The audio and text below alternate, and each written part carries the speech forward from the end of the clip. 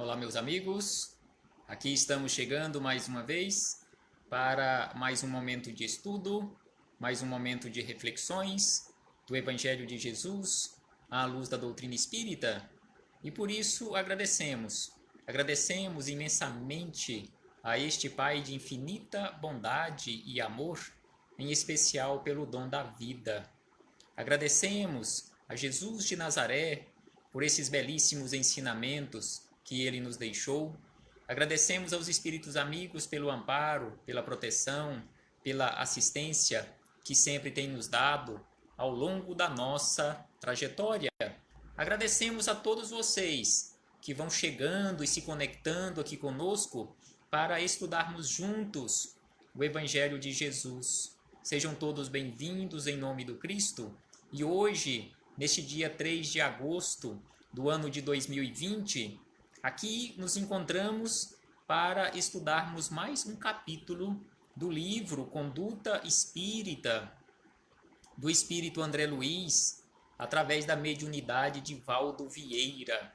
Hoje estudaremos, como estamos fazendo na sequência, capítulo a capítulo. Hoje estudaremos o capítulo 15, que André Luiz nos traz belíssimas reflexões acerca da imprensa. Ele nos fala aqui, nos orienta de que forma, desde aquela época, lá dos idos de 1960, quando André Luiz nos mandou estas orientações, de que forma o meio espírita deve se comportar nas suas publicações ou realizando as suas publicações na imprensa. Aqui ele não fala que tipo de imprensa, seja a imprensa escrita, a falada, todas as mídias que nós temos hoje à nossa disposição, em especial esses meios eletrônicos, as redes sociais, o que nós estamos publicando.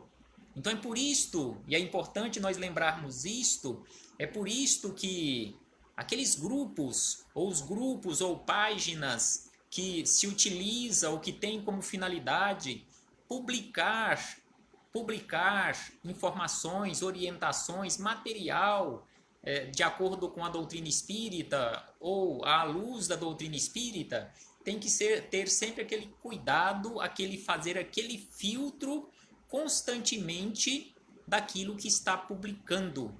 É por isso que nos grupos, em especial, nos grupos igual nós conhecemos do Facebook, sempre é necessário ter aquela autorização para se publicar, ter ali pessoas responsáveis na condição de mediadores, na condição de administradores, para analisarem todo o material que vai chegando ou que for chegando, para realizar ou não a publicação.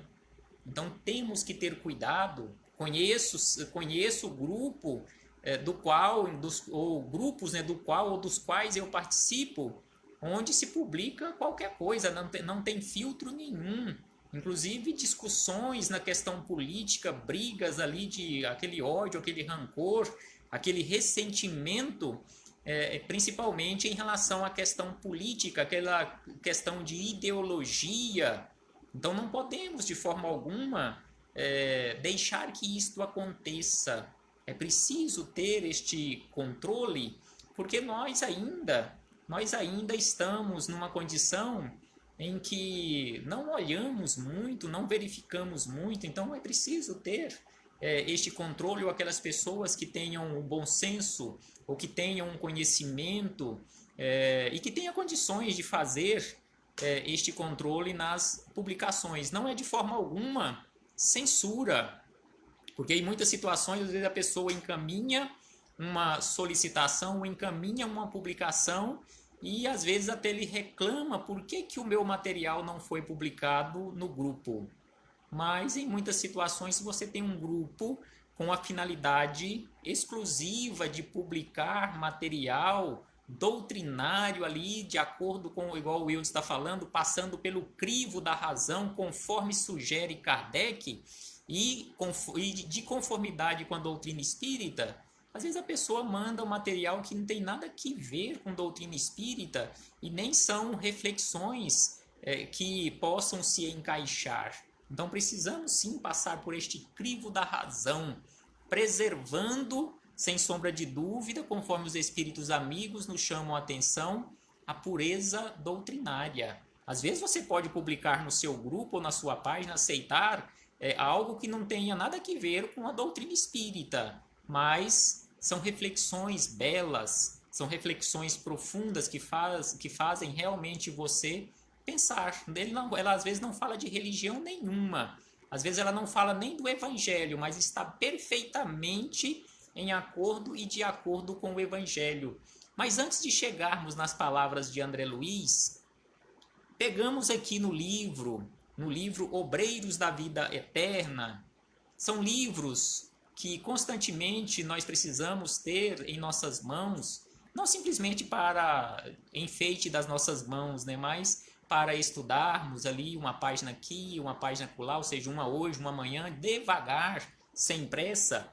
Aí encontramos aqui neste livro Obreiros da Vida Eterna, o capítulo 10, que tem como título Fogo Purificador, onde nos fala da casa transitória Fabiano de Cristo, onde André Luiz anotou o seguinte: os espíritos amigos o esclarecendo, passando informações que ele nos trouxe aqui para a Terra.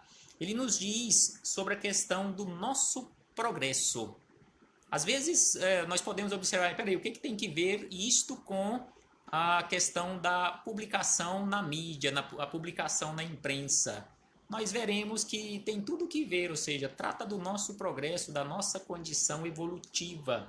Então ele nos diz o seguinte, que não obstante o progresso da investigação científica entre as criaturas terrenas, o homem apenas conhece, por enquanto, uma oitava parte do plano onde passa a existência. Então, quando, igual a nossa companheira Carlúcia Mendes está falando, lá vem o puxão de orelha. Não, não é puxão de orelha.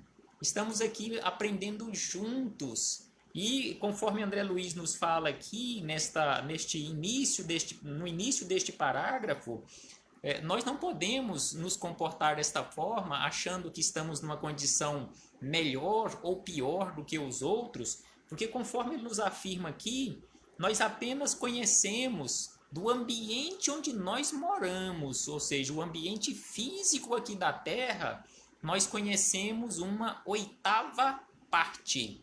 Então, se pegarmos isto tudo e dividirmos por 8, nós só conhecemos uma parte dessas 8 partes. E às vezes nos arvoramos em conhecedores do mundo espiritual. Então aqui ele fala do plano onde nós vivemos. Nós só conhecemos uma oitava parte. E ele diz, por enquanto, uma oitava parte. Aí ele diz que a vidência e a audição, as duas portas que ele podem dilatar a pesquisa intelectual, permanecem excessivamente limitadas. Então aqui ele nos fala que precisamos ampliar a nossa vidência e a nossa audição para ampliarmos este campo de pesquisa na área intelectual. E neste caso ele fala, permanecem excessivamente limitados. Esses campos da vidência e da audição estão limitados ao máximo. E aí ele segue dizendo, vejamos, por exemplo, a luz do sol. A luz do sol que condensa as cores básicas, suscetíveis de serem assimiladas pelo nosso olho, quando na Terra percebemos tão somente as cores que vão do verde ao violeta, salientando-se que a maioria das pessoas nada enxerga além das últimas 5, das 5 cores que são o azul, o verde, o amarelo, o laranja e o vermelho. Então aqui, conforme André Luiz nos mostra nas suas anotações, como exigirmos de nós e das outras criaturas aquilo que nós ainda não temos condições, aquilo que nós ainda não percebemos, conforme ele nos diz aqui, conforme as nossas, e por causa das nossas limitações, ou seja, não registramos, conforme ele diz aqui, não registrando o índigo e o violeta. Então ele nos fala que a nossa visão física, da maioria das pessoas, não registram, ou seja, não percebem as cores índigo e violeta. Existem, porém, outras cores no espectro correspondentes às vibrações para as quais o olho humano não possui capacidade de sintonia. Então aqui ele fala das vibrações, ou seja, as vibrações que emitimos, ou seja, nossos olhos não enxergam nada disto. Aí ele diz ainda, manifestam-se raios infravermelhos e ultravioletas que o pesquisador humano consegue identificar imperfeitamente, mas que não pode ver. Ocorre o mesmo com a potência auditiva. O ouvido da mente encarnada, então vejamos o que ele utiliza aqui para o espírito encarnado, ele usa o termo mente encarnada, assinala apenas os sons que se enquadram na tabela de 16 vibrações sonoras a 40.000 por segundos. As ondas mais lentas ou mais rápidas escapam-lhe totalmente. Há que obedecer às leis da gravitação e da estrutura das formas na zona de matéria densa, para que a vida atinja seus divinos objetivos espirituais. Então precisamos fazer esforços para irmos ampliando a nossa visão, irmos ampliando a nossa audição, conforme nos orienta Jesus há 2000 anos. Veja quem tenha olhos para ver e ouça quem tem ouvidos para ouvir. Então Jesus, quando nos disse isto, não estava falando simplesmente da audição e da visão aqui restrita ao corpo físico. Não, de forma alguma. Jesus estava falando nesse sentido de mente encarnada, ou seja, a visão do espírito. Então aqui fechamos este parêntese, né, em Obreiros da Vida Eterna, para começarmos aqui no capítulo 15 do livro Conduta Espírita na Imprensa. Então André Luiz aqui nos diz o seguinte, que na imprensa, quem escreve, que não é o nosso caso, deve escrever com simplicidade e clareza.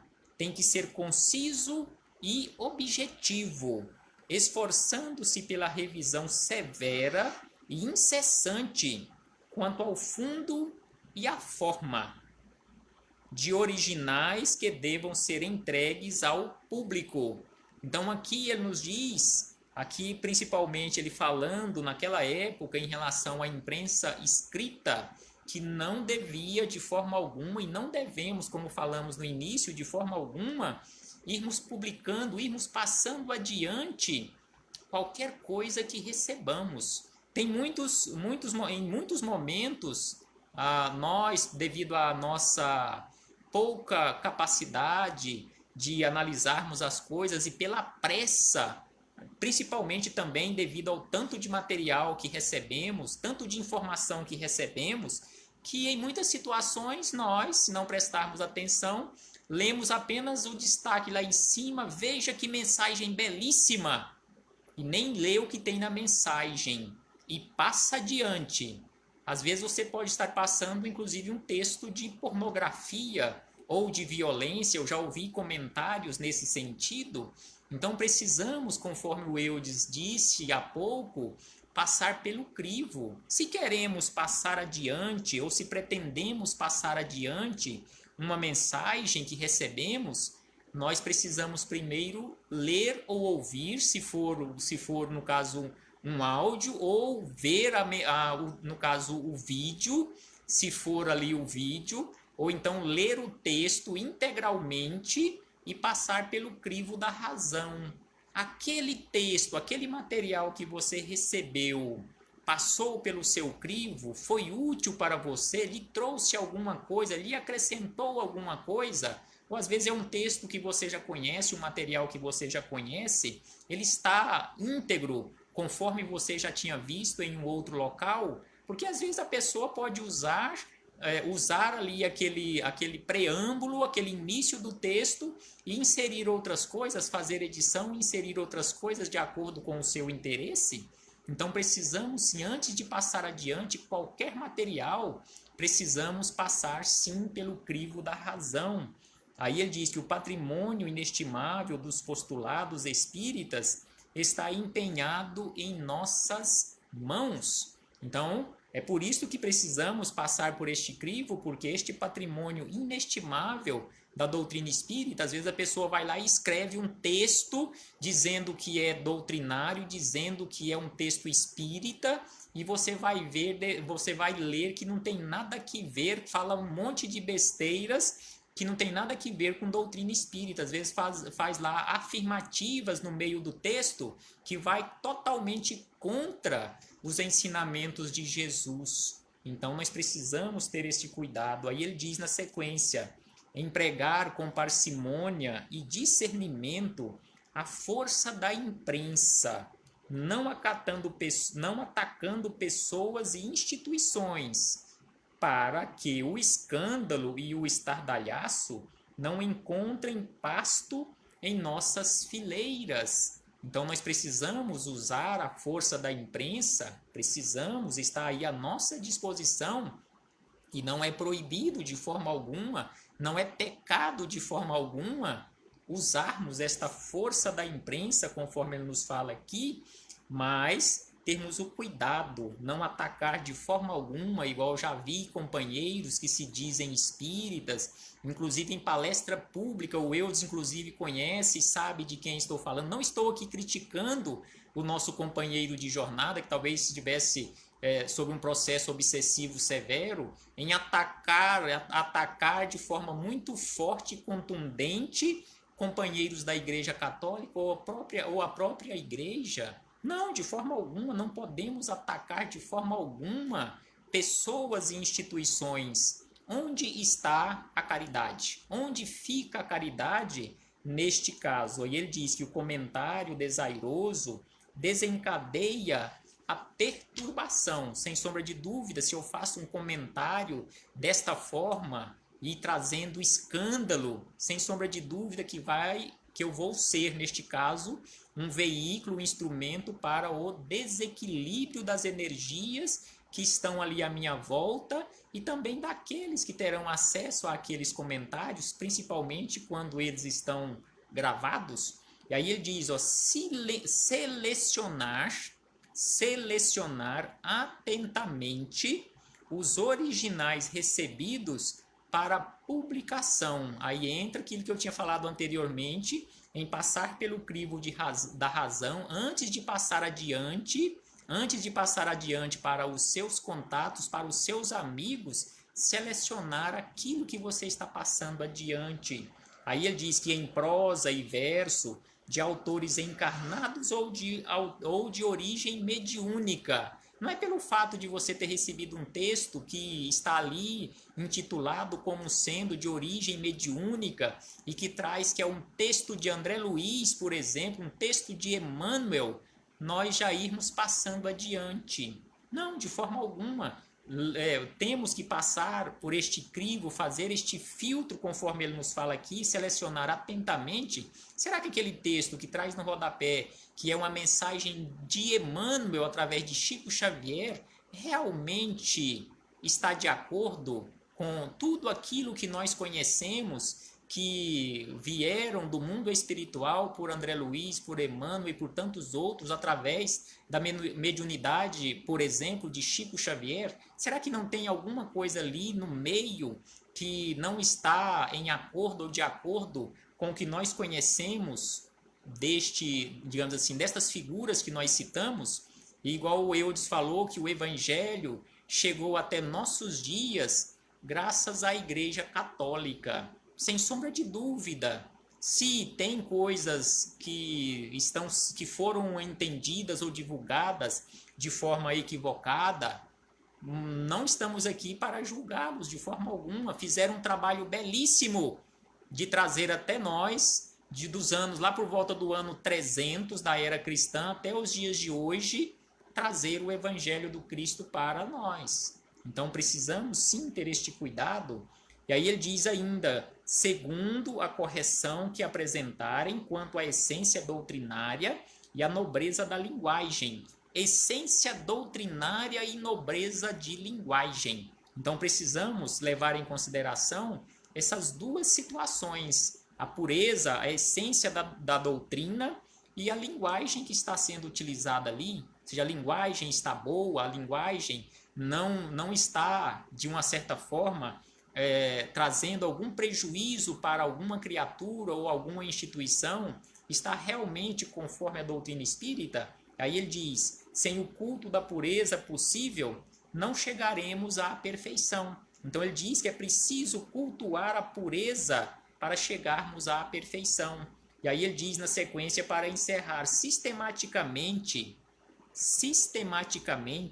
despersonalizar ao máximo os conceitos e as colaborações, convergindo para Jesus e para o Espiritismo o interesse dos leitores. Então, neste caso aqui, ele falando em especial da imprensa escrita, naquela época que praticamente era o que existia e ainda era tão pouco, e para os dias de hoje, em especial estes meios de mídias que nós temos, divulgando nas redes sociais, ele fala despersonalizar. Ou seja, se você vai passar adiante um vídeo que nós produzimos, que o Eus ou qualquer um companheiro, não passe adiante como sendo um vídeo belíssimo produzido ou uma reflexão belíssima do companheiro fulano de tal.